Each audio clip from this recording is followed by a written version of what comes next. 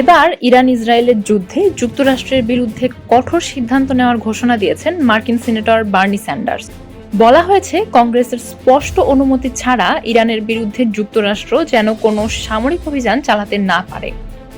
সেই উদ্দেশ্যে ফেডারেল সরকারের অর্থ ব্যবহার নিষিদ্ধ করা হবে, এমন তথ্য জানিয়েছে বার্তা সংস্থা আনাদোলু। বার্নি স্যান্ডার্স সামাজিক যোগাযোগ মাধ্যম এক্সে এক পোস্টে লিখেছেন, আমাদের যুক্তরাষ্ট্রকে নেতানিয়াহুর অবৈধ ইরান যুদ্ধের ফাঁদে ফেলা যাবে না। বার্নি আরও লিখেছেন, আমি এমন একটি আইন আনতে চাচ্ছি যাতে কংগ্রেসের অনুমোদন ছাড়া ইরানে বা ইরানের বিরুদ্ধে কোনো সামরিক শক্তি ব্যবহারে ফেডারেল তহবিল ব্যবহার করা যাবে না, তবে আত্মরক্ষার ক্ষেত্রে ব্যতিক্রম থাকবে। বার্নি স্যান্ডার্সের বিল উত্থাপনে এই ঘোষণার পেছনে রয়েছে যুক্তরাষ্ট্রে ইরান ইসরায়েলি সংঘাত ঘিরে ওয়াশিংটনে বাড়তে থাকা উদ্বেগ।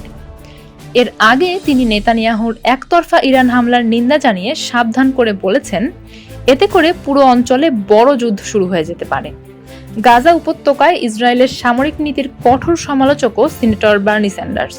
এর আগে 13 জুন ভোর রাতে ইরানের রাজধানী তেহরান সহ 8টি শহরে বড় আকারে হামলা চালায় ইসরায়েল। লক্ষ্য ছিল পারমাণবিক ও সামরিক স্থাপনা এবং ক্ষেপণাস্ত্র তৈরির কারখানা।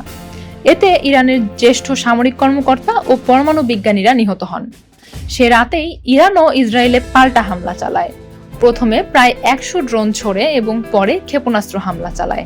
ইরানের দাবি, ইসরায়েলের হামলায় এখন পর্যন্ত 80 জন নিহত হয়েছেন এবং 320 জনেরও বেশি আহত হয়েছেন। শনিবার এই হামলা অব্যাহত ছিল।